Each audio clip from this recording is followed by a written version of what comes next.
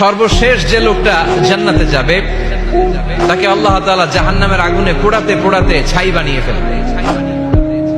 আল্লাহ বলবেন, জিব্রাইল যাও একটু দেখো, একটা মাত্র সেজদা দিয়েছে আমাকে, এরকম কাউরে পাওয়া যায় কিনা। বাটি চালান দিয়ে দেখো পাওয়া যায় কিনা।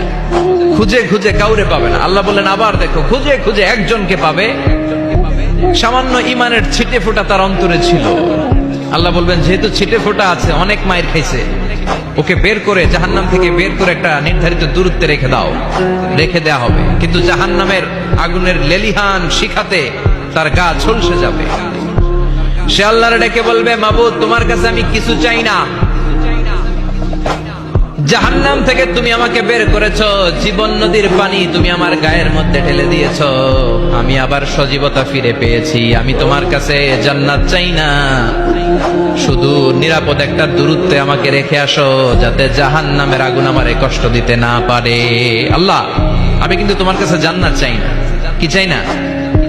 জান্নাত চাই না, কিন্তু জাহান্নামের আগুন আমারে কষ্ট দিচ্ছে, এতটা দূরত্বে রাখো যাতে জাহান্নামের আগুন আমার গায়ে না লাগে।